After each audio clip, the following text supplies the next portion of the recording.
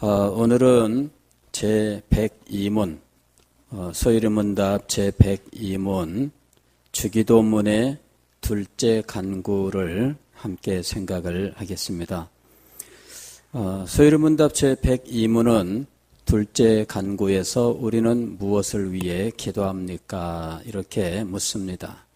그리고 그 답은 둘째 간구는 나라가 임하오시며인데 둘째 간구에서 우리는 사탄의 나라가 멸망당하기를, 은혜의 나라가 흥왕하여 우리와 다른 사람들이 그 안으로 들어가 그 안에 있게 하시기를, 영광의 나라가 속히 임하게 되기를 기도한다. 이렇게 말씀합니다. 이 둘째 간구는 이름이 거룩히 여김을 받으시오며 다음에 나오는 간구인데, 이것 또한 역시 하나님께 대한 기도입니다. 하나님께 우리가 하나님 자신을 위하여 무엇을 간구해야 될까? 첫째 간구에서는 하나님의 영광을 위한 간구였다면, 둘째 간구는 하나님의 나라에 대한 간구입니다. 나라라고 하는 것을 오늘 우리가 경험하는 이 대한민국이라고 하는 이 나라로 하나님의 나라를 이해해서는 안 됩니다. 물론 기본적으로는 지상에 있는 이 나라가 하나님의 나라를 이해하는데 기본적인 틀이 되기는 합니다. 그러나 우리가 경험하는 나라가 유일한 나라의 모습도 아니고 유일한 나라의 어떤 그 특성도 아니라는 것이죠. 그래서 오늘 나라에 대해서 오늘 우리들이 잘 그 개념을 정리하고 하나님의 나라가 무엇인지를 이해를 해야 할 것입니다.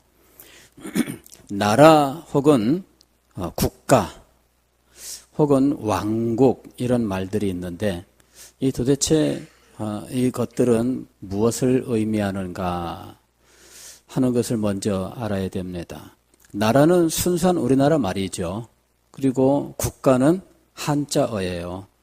왕국이라고 하는 것은 국가는 국가인데 왕이 통치하는 국가를 이제 왕국이라고 부르는 겁니다. 민국도 있죠. 민국. 예, 민국은 뭐예요? 예, 송일국이 아들.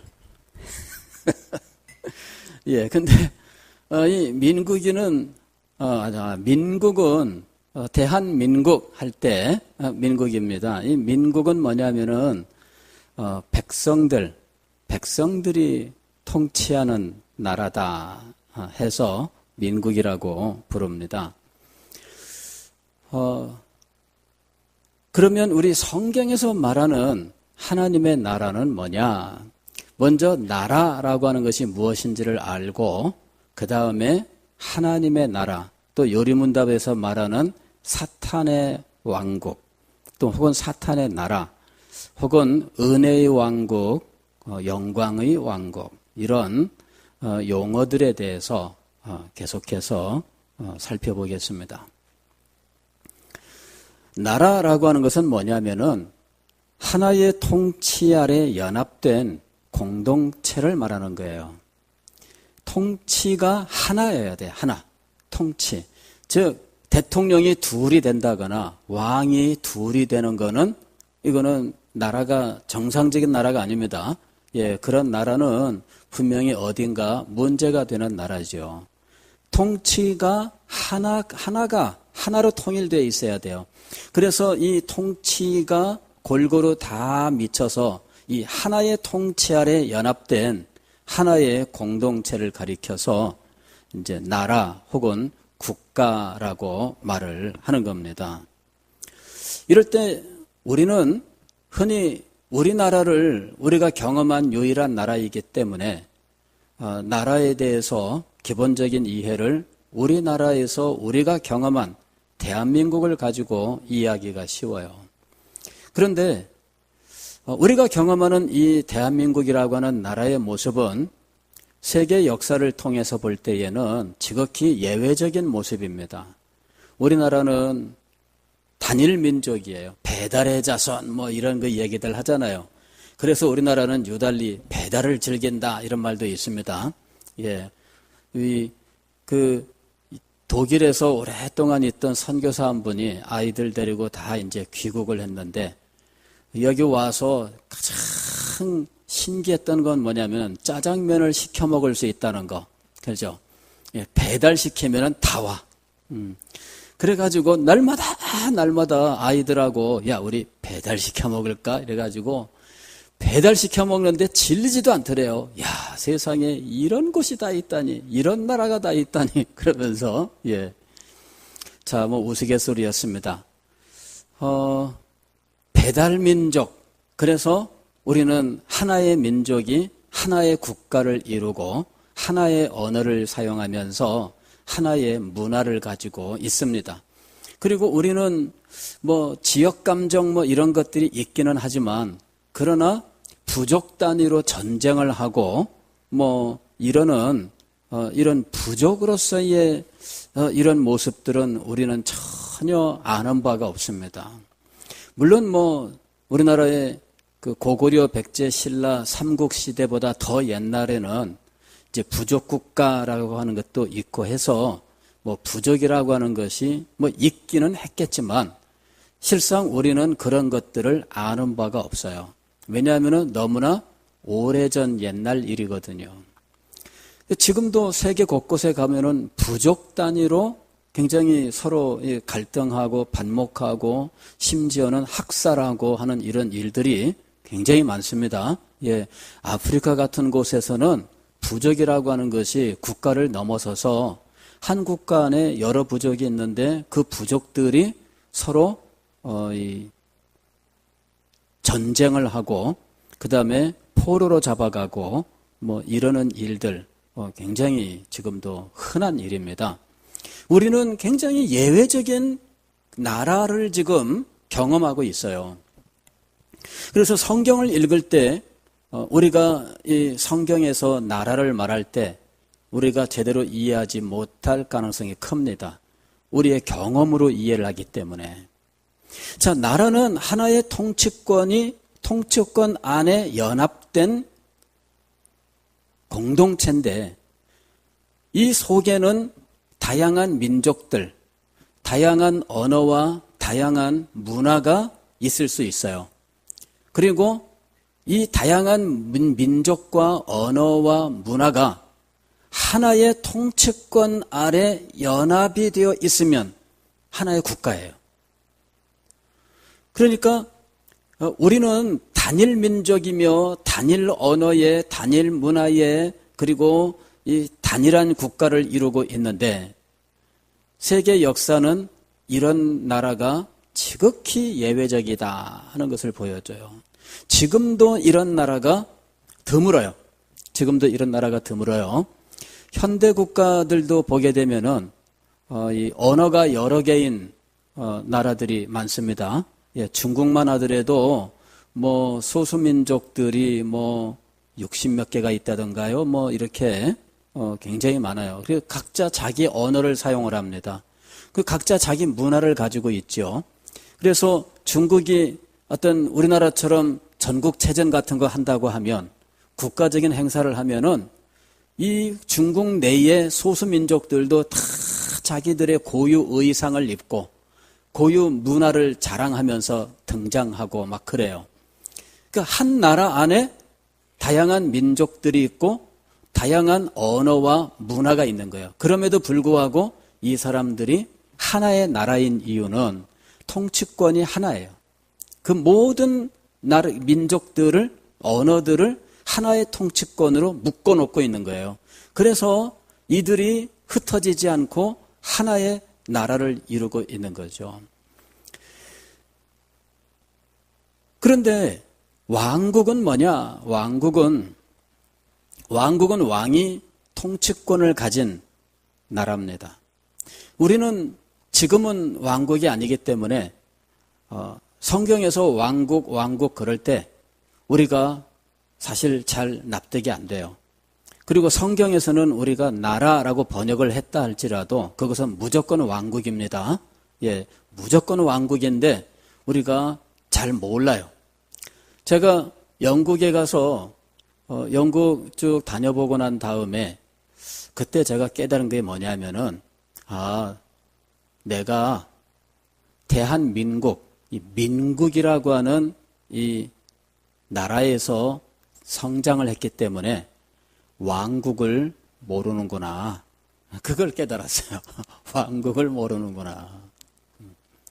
왕국은 뭐냐면은 왕이 통치하는 나라예요. 그런데 여기서 통치하는 이라고 하는 말은 뭐냐면은 소유하는 이란 말이에요. 소유하는. 우리는 이 통치라고 하는 것을 소유의 개념으로 이해할 수 없습니다. 우리는. 그런데 사실은 이 왕이 통치한다는 말은 뭐냐면 기본적으로 국가의 소유권이 누구에게 있다는 말이냐면 왕에게 있다는 말이에요. 왕이 이 소유권을 가지고 있습니다. 통치권을 소유하고 있고 이 통치권 아래에 있는 모든 백성들과 모든 것은 자기의 소유가 되는 거예요. 그래서 이것을 상속시키는 겁니다. 상속시키는 거예요. 유럽을 보게 되면은요, 나라들이 수없이 여기저기 한 왕이 사방의 여러 나라들을 동시에 자기가 다스려요. 그러면서 할아버지한테 상속받고 엄마한테 상속받고 이러면서 여러 나라의 왕이 돼요. 어떻게 그런 일이 벌어지느냐 하면 이것 자체가 소유권이기 때문이에요. 그래서 이 소유권에 따라서 상속이 이루어지고요. 그래서 사방의 여러 나라를 자기의 왕국으로 소유해요. 예전에 스페인 왕이 여러 나라를 동시에 소유했는데 이런 여러 나라를 동시에 소유하게 된 이유는 뭐냐면은 상속을 받았기 때문이에요. 결혼에 의해서 이쪽 나라의 왕자와 저쪽 나라의 공주가 결혼을 했는데 저쪽 나라의 공주가 이쪽 나라에 와서 왕비가 됐어요. 그런데 저쪽 나라에서 공주로서 상속받은 곳이 있어요. 그러면은 그거는 이쪽 나라의 왕이 그 아들이 이제 그것을 상속받게 돼요. 복잡하죠. 자, 이런 여기서 우리가 기본적으로 알아야 될 건 뭐냐면은 소유하는 것이다. 소유하는 것이다. 출애굽기 19장 20절 이하에서 하나님께서 이제 이 이스라엘 백성들을 시내산에서 이제 모아놓고 언약식을 거행할 때 그들에게 너희는 나의 소유된 백성이요 그랬습니다. 이럴 때 이 소유된이라고 하는 이 소유라고 하는 것은 그냥 재산처럼 너희는 나의 재산이다 그런 이야기가 아니에요. 여기서 소유는 뭐냐면은 내가 통치하는 나의 소유된 백성이다 그 말이에요. 즉 통치의 개념을 말하고 있는 거예요. 통치. 그러니까 통치한다라는 말은 우리는 다스린다 이렇게 생각하죠. 그런데 이 다스림의 가장 기본적인 의미는 뭐냐면은 소유한다라는 말이에요. 소유한다. 그러니까 왕국 그러면은 왕이 소유한 나라예요. 우리가 하나님의 나라라고 이야기하면 이 나라는 그 소유주가 누구입니까? 하나님. 하나님이 소유하는 거예요. 그래서 하나님이 자기의 것으로 소유를 하고 이 소유된 이 나라를 통치하신다는 거죠. 요리문답에 보면은 사탄의 나라, 사탄의 왕국이란 말이 나옵니다. 사탄의 왕국, 이건 그 소유주가 누구란 말입니까? 사탄이란 말이에요. 그러니까 이게 지금 우리가 생각하기에 이 세상은 하나님께서 창조하셨고 분명히 하나님께서 내 것이다 이렇게 말씀하셨는데 사탄이 자기의 소유로 삼은 나라가 있다고 하는 거죠. 그래서 우리는 오늘 여기서 이 사탄의 나라가 도대체 어떻게 이루어진 것인지를 먼저 이해를 해야 돼요. 하나님께서 최초에 이 세상을 창조하셨는데 성경은 이 창조된 세계가 하나님의 나라, 즉 하나님이 왕으로 소유하시고 왕으로 통치하는 하나님의 왕국이라고 이야기를 해요. 그런데 이 왕국을 사람을 창조하셔서 이 사람에게 왕국을 통치하는 권한을 위임을 하셔요. 이게 이제 위임된 권세입니다. 그래서 하나님께서 창세기 1장 26절 이하에 보면 우리가 우리의 형상과 우리의 모양을 따라 사람을 만들고 그로 하여금 이 모든 것을 어떻게 하게 하자? 다스리게 하자. 이렇게 인간을 창조할 때 인간 창조의 목적이 뭐냐면은 생육하고 번성하여 땅에 충만하되 그는 이 생육하고 번성하게 하고 땅에 충만하게 되는 목적은 뭐냐면은 다스리기 위해서요. 창조 세계, 이 땅에 있는 모든 것들을 다스리게 하기 위해서 하나님께서 인간을 창조하신 거예요. 인간은 하나님의 백성이에요. 그러나 하나님은 이 백성된 자에게 이 세상을 통치할 수 있는 권한을 주십니다. 이런 그 권한을 인간이 받아서 이 세상을 통치를 해야 되는데 문제는 인간이 자기가 하나님께 받은 이 권한을 누구에게 갖다 바쳤느냐 하면 사탄에게 갖다 바쳤다는 거예요. 사탄이 이 아담과 하와를 미혹했습니다. 그래서 아담과 하와는 하나님 나라의 백성으로서 하나님과 특별한 언약을 가지고 그 언약 속에서 그들은 하나님 나라의 백성이 되어 있었어요. 이 언약을 우리는 행위 언약이라고 부르는 거예요. 그런데 이들이 이 행위 언약을 깨뜨려요. 따먹지 말라 한 선악을 알게 하는 나무의 열매를 따 먹었어요. 그리고 하나님의 저주를 받아서 에덴 동산에서 쫓겨나고 그들은 이 세상에서 고통당하며 그리고 질병 가운데 가난과 그리고 여러 가지 고통 속에서 결국은 이제 죽는 존재가 된 거예요. 그런데 이들이 자기의 이 권한, 하나님께 받은 이 권한을 누구에게 갖다 바쳤느냐? 이 사탄에게 갖다 바친 거예요. 그리고 결국은 사탄이 이 세상을 통치하는 통치자가 되어버렸어요. 그런데 이 과정이 정당하지 않습니다. 가령 인간이 이 권한을 받았으나 그러나 이 세상을 다스리는 통치권은 근본적으로 누구의 것이에요? 하나님의 것이에요. 우리는 이것을 행할 수 있는 이 위임된 권세를 가지고 있지만 우리의 소유는 아니에요. 가령 이런 겁니다. 어떤 사람이 눈물을 흘리면서 막 가슴을 치고 막 어떻게 막 그렇게 안타까워합니다. 그래 사정이 어떻게 된 거냐 물어봤더니 자기가 이 어려운 시절에 가게를 하려고 가게 계약을 맺은 거예요.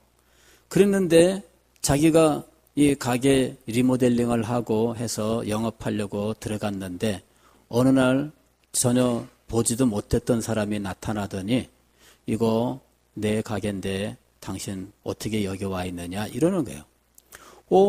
난 이거 주인하고 계약했습니다. 그런 거예요. 알고 봤더니 자기가 주인이라고 알고 있던 사람이 진짜 주인이 아니었어요. 이 사람은 또 다른 사람한테 전세 계약을 해가지고 들어와 있는 거야. 이래가지고 이 계약이 2중으로 3중으로 이렇게 서로 자기 것도 아닌데 남한테 태연하게 계약을 턱 해준 거예요. 이래가지고 나는 꼼짝없이 전세금도 돌려받지 못하고 지금 쫓겨나야 된다는 거죠. 이게 사기입니다, 사실은. 이게 사기인데 이런 일들 들어본 적 있죠? 이런 일들 들어본 적이 있어요. 근데 그 일이 일어난 거예요. 그 일이. 이 세상 그리고 이 땅과 그 안에 있는 모든 것들을 다스려라. 하나님께서 인간에게 이 사명을 주셨어요. 우리는 이것을 문화명령, 대위임령 이렇게 불러요. 우리가 하나님께 이런 권한을 받았습니다. 그런데 이것이 우리의 소유가 아니에요. 우리는 하나님의 소유된 백성으로서 하나님을 우리의 왕으로 모시고 우리의 주인으로 모시고 하나님의 명령을 따라서 하나님을 섬기는 일을 해야 되는 존재들이에요. 그런데 그가 하나님의 말씀을 거역하면서 사탄에게 그만 넘어가 버리고 말았어요. 그리고 사탄은 하나님께 반역을 하고 기회를 노리다가 하나님의 창조물 된 이 인간을 미혹하고 그가 타락했을 때 그에게서부터 이 세상의 통치권을 가져간 거예요. 그때부터 인간은 하나님의 통치에 복종하는 것이 아니라 사탄의 통치에 복종하는 존재가 되어버리고 말았어요. 사탄이 죄인들 가운데에서 왕노릇을 합니다. 이게 사탄이 왕이 되었다는 이야기예요. 왕노릇을 하는데 죄인들 가운데 그가 왕노릇을 하기 위하여 사용하는 도구가 무엇이냐면 죄와 사망이에요. 죄와 사망이라고 하는 것을 통치의 수단으로 삼습니다. 가령 오늘 우리나라 같은 경우에는 법치국가 이런 식으로 이야기합니다. 주권은 국민에게 있되 국민들은 그 주권을 어떻게 행사하느냐 하면 법에 의해서 행사하는 거예요. 그래서 이 법에 의해서 이 모든 위정자들이 세워지고 위정자들이 법을 어기면 그 권한을 상실하게 되어 있습니다. 그래서 법에 의해서 통치를 하게 되어 있어요. 이것이 법치국가예요. 우리나라는 법에 의해서 통치권이 지금 진행되고 있는 거예요. 법에 의하지 아니하고 대통령이 임의로 자기의 마음대로 하면은 어떻게 돼요? 지금 박근혜 대통령이 대통령직 파면 이러면서 재판받는 이유가 뭐예요? 법에 의하지 않았고 법을 어겼다 이거였거든요. 재판 결과 어떻게 나올지는 모르겠지만 어쨌든 그 이유는 뭐냐면은 법치국가인데 법으로 통치를 안 했다는 거죠. 우리나라는 법으로 통치하는 나라예요. 그래서 법 위에 사람 없고 법 아래 사람 없다 이거죠. 즉 대통령도 법을 지켜야 돼요. 이것이 법치국가의 모습입니다. 그런데 사탄은 법으로 통치하는 존재가 아닙니다. 사탄은 무엇으로 통치하느냐면은 죄를 가지고 통치해요. 인간에게 있는 죄성, 이 죄의 본성, 이것을 자극을 해요. 죄의 본성을, 우리에게 죄의 본성이 있습니다. 이것을 사탄이 유혹하고 미혹하는 거예요. 그러니까 인간은 사탄에게 미혹되는데 이 속에 있는 죄의 본성이 사탄의 미혹에 그만 반응을 하죠. 그럴 때 이 죄의 본성의 특징이 뭐냐면은 욕심이라고 하는 거예요. 죄의 본성의 특징은 욕심입니다. 그리고 이 욕심이라고 하는 것이 항상 이 미혹에 불쑥하고 올라오게 돼요. 미혹하게 되면 불쑥 올라와서 그대로 행하는 거죠. 그래서 이 사탄이 인간을 통치해 나가는 방법은 뭐냐면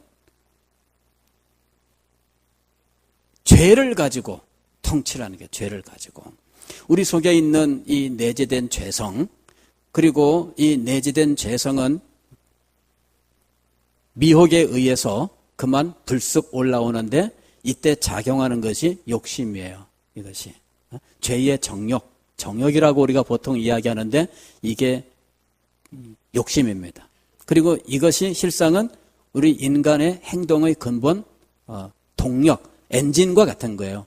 이 엔진이 부르릉 걸리면은 그대로 달려가게 돼 있습니다. 예, 그 인간은 사탄이 이 조정하기가 참 좋아요. 인간은 사탄이 살금살금 와가지고 귀에다가 쏙닥쏙닥 해주면은 부르릉 발동에 걸려요. 예, 이래가지고 달려가서 죄를 행하는 거예요.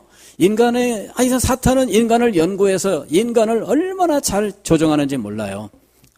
사탄이 인간에게 뭔가 자극만 주면은 인간은 불쑥하고 일어나게 돼 있어요. 눈앞에 이렇게 보여주게 되면은 그걸 보고 속에서 부르릉 하고선 엔진이 걸려. 죄의 엔진이 걸리면은 부르릉 하면서 달려가게 돼 있어요. 이 사탄이 인간을 통치하는 그 방법은 죄. 또 하나의 방법은 뭐냐면요.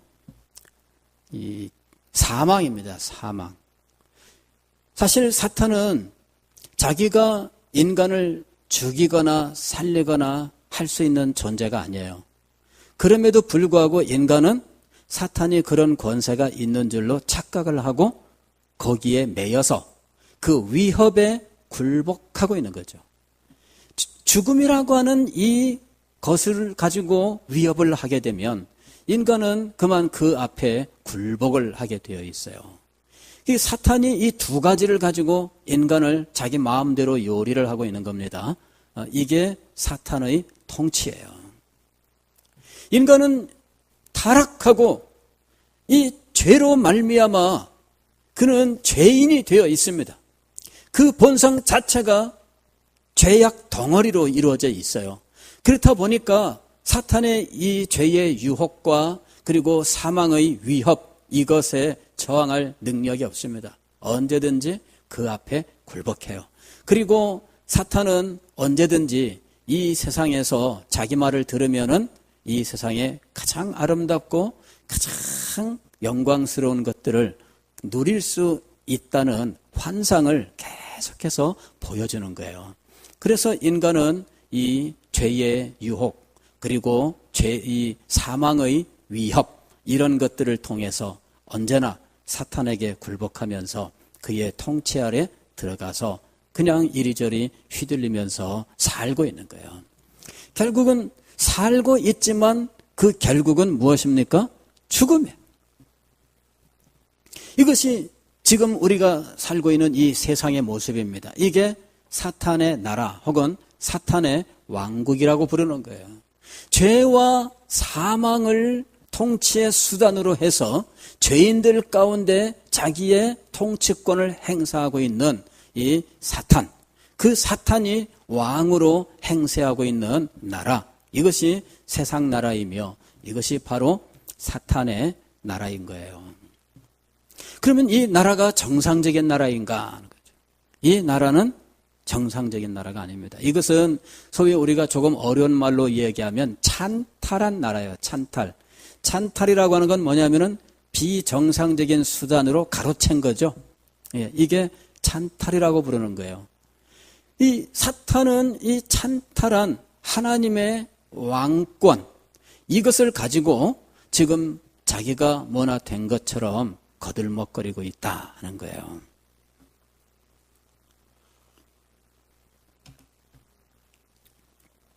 사탄과 마귀와 귀신은 어떻게 다른가? 사탄과 마귀는 같은 말입니다.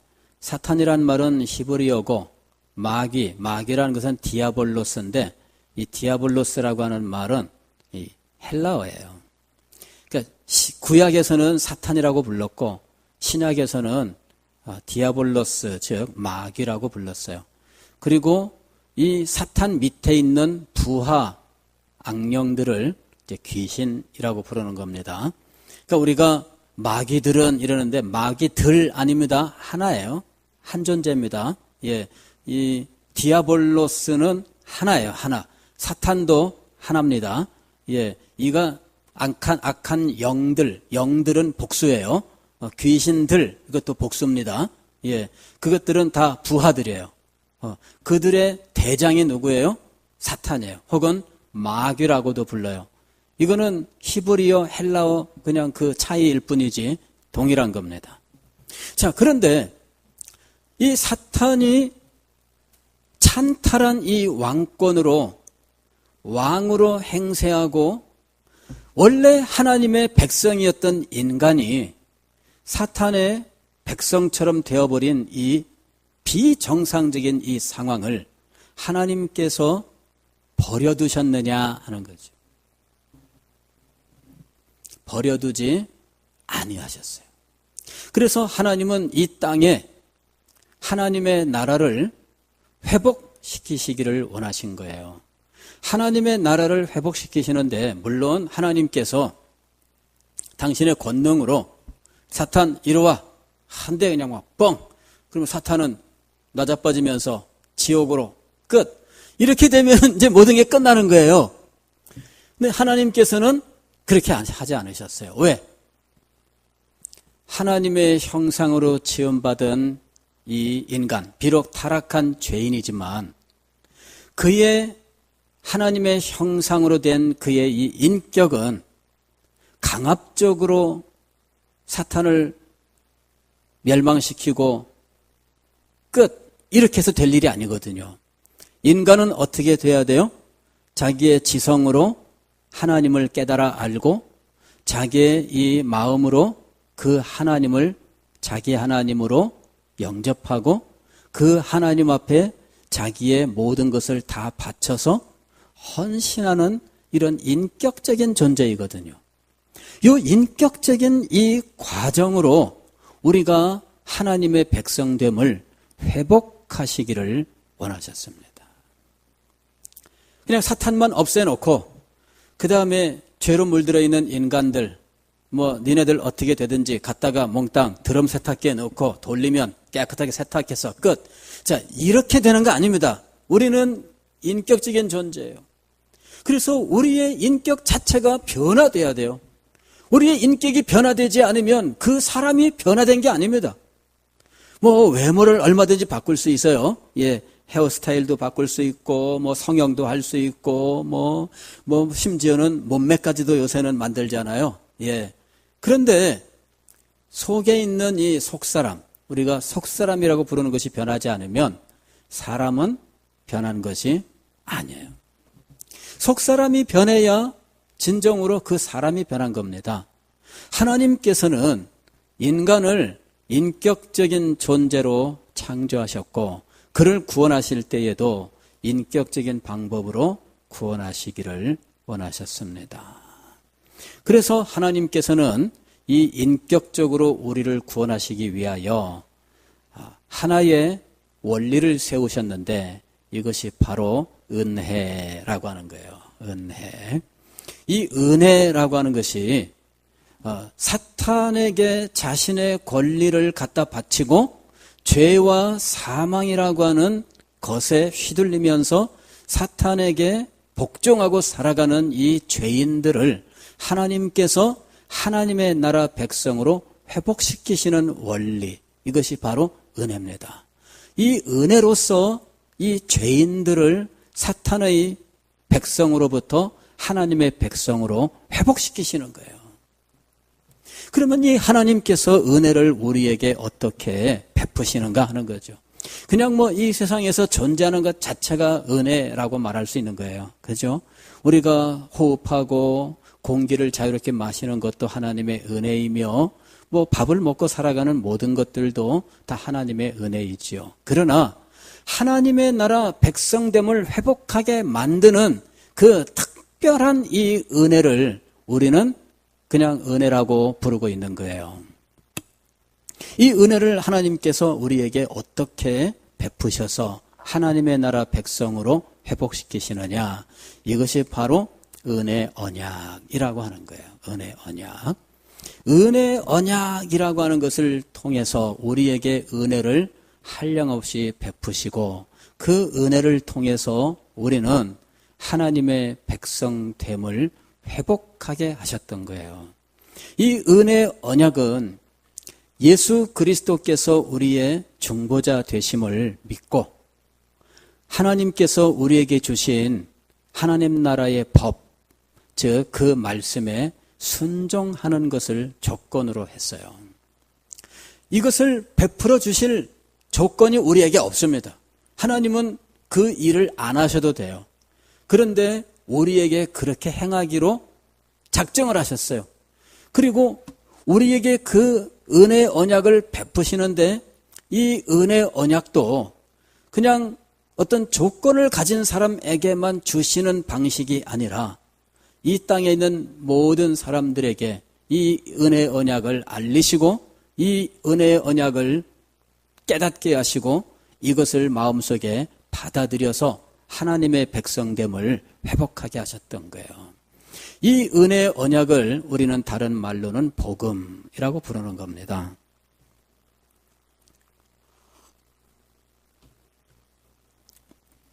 복음이 바로 은혜 언약이에요. 우리는 이 은혜 언약을 전파해야 돼요. 그리고 이 은혜 언약을 받은 사람들은 은혜 언약에 약속하신 것들을 믿음으로 그는 하나님 나라의 백성됨을 회복하는 거예요. 오늘 요리문답 두 번 이 간구는 이렇게 세 가지 내용으로 되어 있어요. 둘째 간구는 나라가 임하오시며인데 둘째 간구에서 우리는 첫째 사탄의 나라가 멸망당하기를 그랬습니다. 사탄의 나라가 멸망당하기를 간구하는 거예요. 예, 나라가 임하오시며라고 기도할 때 우리의 그 기도 속에서는 사탄의 나라가 멸망해야 됩니다. 요것이 들어가 있다는 거예요. 사탄의 나라가 무엇을 의미하는지는 제가 조금 전에 말씀을 드렸습니다.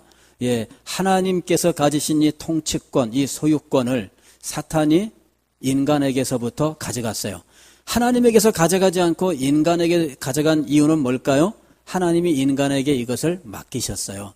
근데 사람은 이것을 사탄에게 멍하니 빼앗겨버리고 만 거예요. 예. 그래서 사탄의 나라가 되었는데 사탄이 죄와 사망을 통치의 수단으로 죄인들을 지금 다스리고 있는 상황입니다. 예, 이런 상황에서 하나님께서는 우리에게 은혜의 나라를 허락하시는 거예요. 은혜의 나라는 은혜 언약, 즉 복음으로 우리에게 전파되었고 복음을 받아들이는 사람들이 이 은혜 언약으로 하나님 나라 백성됨을 회복하게 돼요. 그래서 나라가 임하오시며라고 하는 이 간구의 두 번째 내용은 무엇이냐면 은혜의 나라가 흥왕하여 우리와 다른 사람들이 그 안으로 들어가 그 안에 있게 하시기를 구하는 것이라는 거죠. 은혜의 나라가 흥왕하여, 즉 복음이 이 세상 모든 나라와 민족들에게 전파가 됩니다. 그제야 끝이 오리라 하고 말씀을 하셨어요. 복음이 전파돼야 끝이 옵니다. 이유는 뭐예요? 그래야 하나님의 나라가 이 세상을 회복하는 것이기 때문입니다. 사탄의 나라는 어떻게 해서 멸망당하느냐? 복음이 땅끝까지 전파되므로 사탄의 나라가 망하게 되어 있습니다. 하나님은 사탄의 나라를 멸망시키는 방법으로 복음의 전파, 즉 이 은혜 언약을 땅끝까지 전파하여 은혜의 왕국을 세움으로 사탄의 왕국을 멸망시키시는 방법을 택하신 거예요. 그리고 복음이 전파되는 곳마다 은혜 언약이 전파되는 거예요. 복음이 전파되는 곳마다 하나님 나라가 회복이 되는데 이때 이 하나님의 나라는 은혜의 나라라고 불러요. 왜냐하면 그 특징이 은혜에 있기 때문이에요. 은혜. 그 나라의 특징은 은혜예요. 그 나라의 통치 원리는 은혜입니다. 예, 우리나라는 법치국가예요. 법으로 통치했죠. 사탄은 무엇으로 통치했다고 말씀을 드렸어요? 죄와 사망으로 통치했습니다. 그런데 하나님의 나라는 무엇으로 통치할까요? 은혜로 통치하는 거예요. 은혜로. 은혜가 임해야 복종을 합니다. 은혜가 임해야 우리들은 하나님께로부터 만족을 얻게 되어 있어요.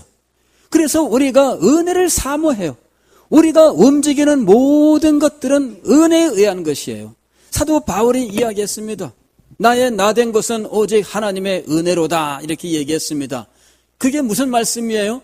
나의 존재는 하나님의 은혜 때문입니다. 내가 살며 기동하는 모든 것은 하나님의 은혜 때문이에요.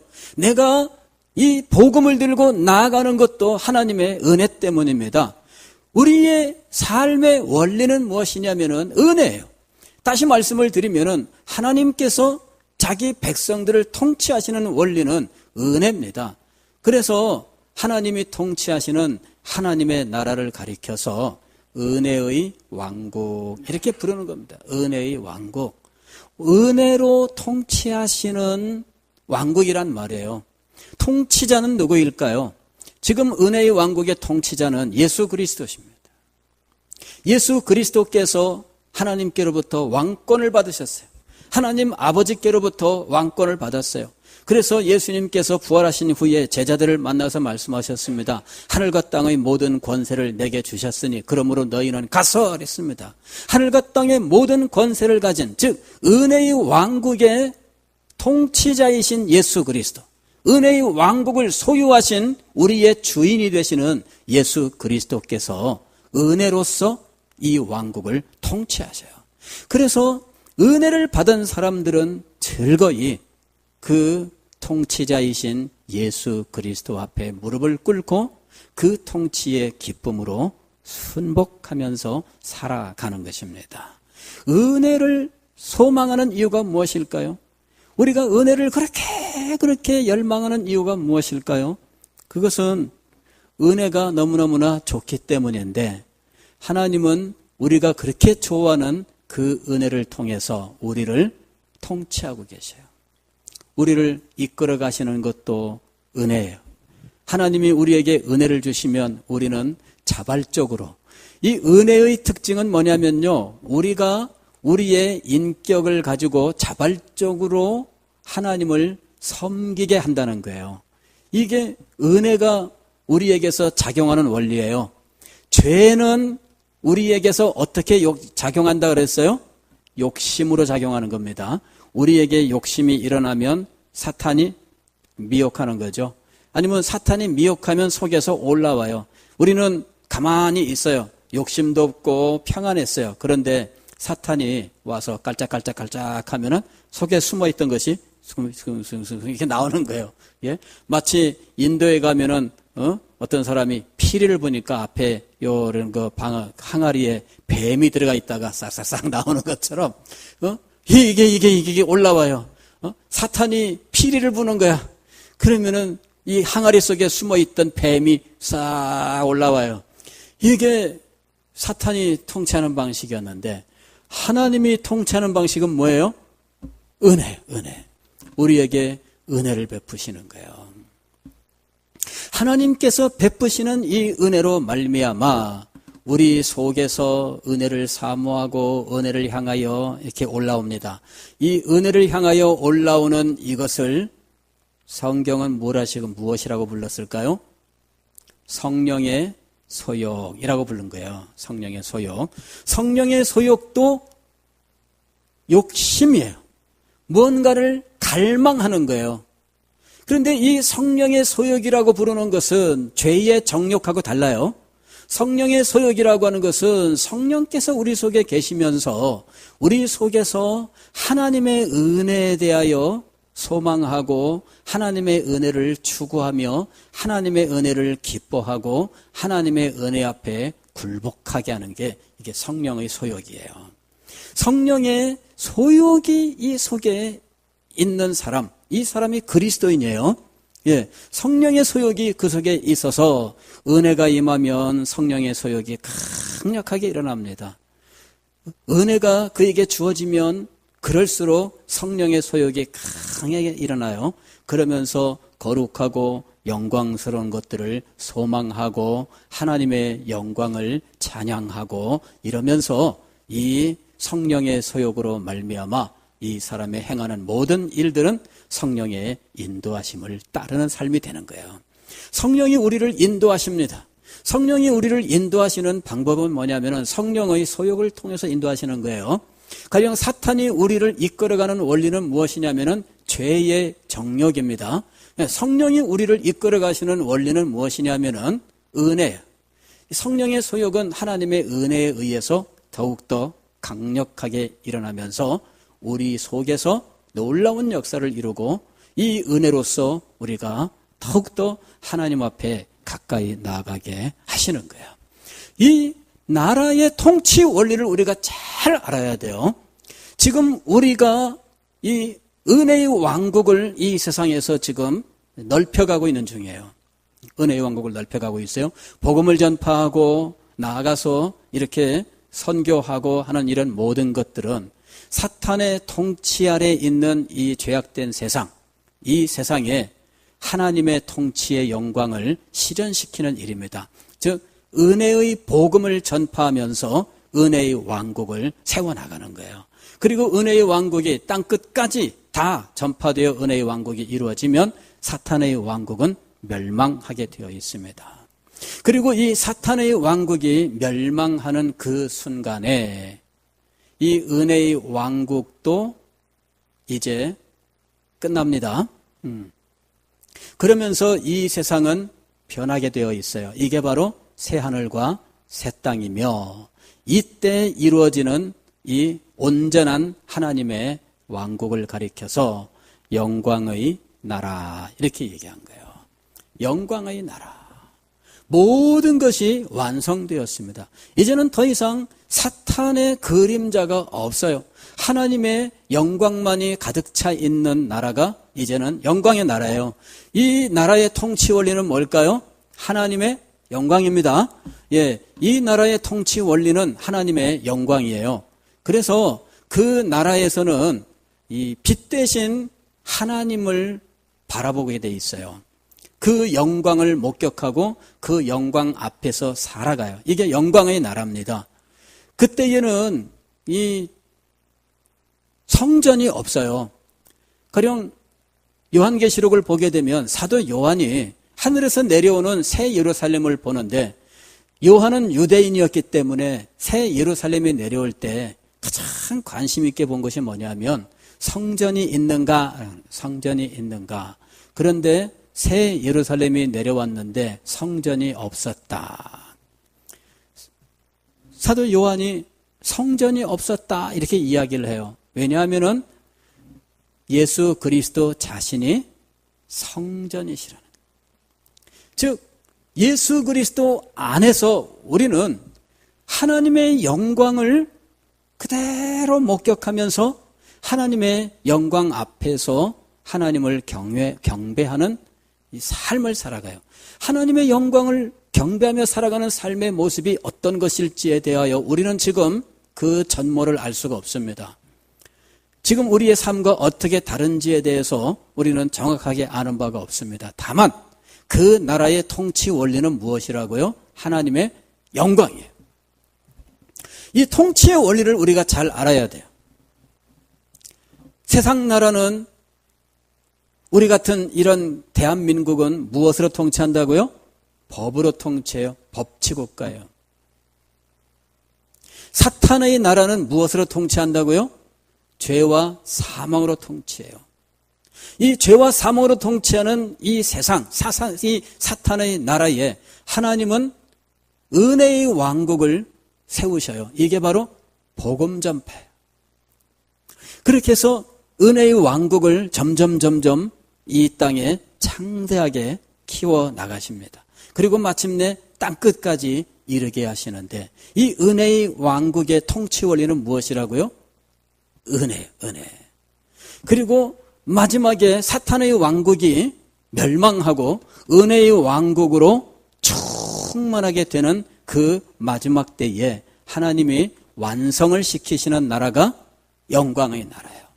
그런데 그 영광의 나라는 영광, 하나님의 영광이 통치의 원리예요. 나라가 임하옵시며 라고 하는 이 기도는 바로 이 거룩하고 영광스러운 진리들을 담고 이것에 대한 간절한 소망과 열망을 가지고 하나님 앞에 이 일을 속히 이루어 달라고 간구하는 내용이었던 거예요. 그냥 간단하게 몇 글자 안 되잖아요. 나라가 임하오시며 8글자잖아요.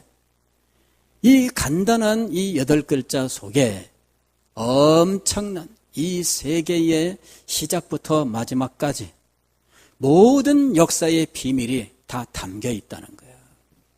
우리는 이 역사의 비밀을 알아야 돼요. 그리고 이 역사의 비밀을 하나님 앞에 고백하고 그 역사를 통치해 나가시는 하나님의 그 뜻, 그것을 이루어 가시는 하나님의 경륜이 이루어지기를 소망해야 돼요.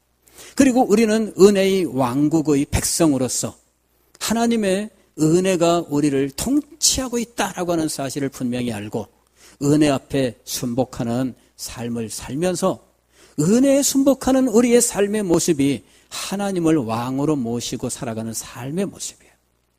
그러면서 마침내 영광의 나라가 완성되기를 간절히 소망해야 됩니다. 여기에 나라가 임하오시며 라고 하는 것은 바로 이 영광의 나라에 대한 소망인 것입니다. 기도하겠습니다.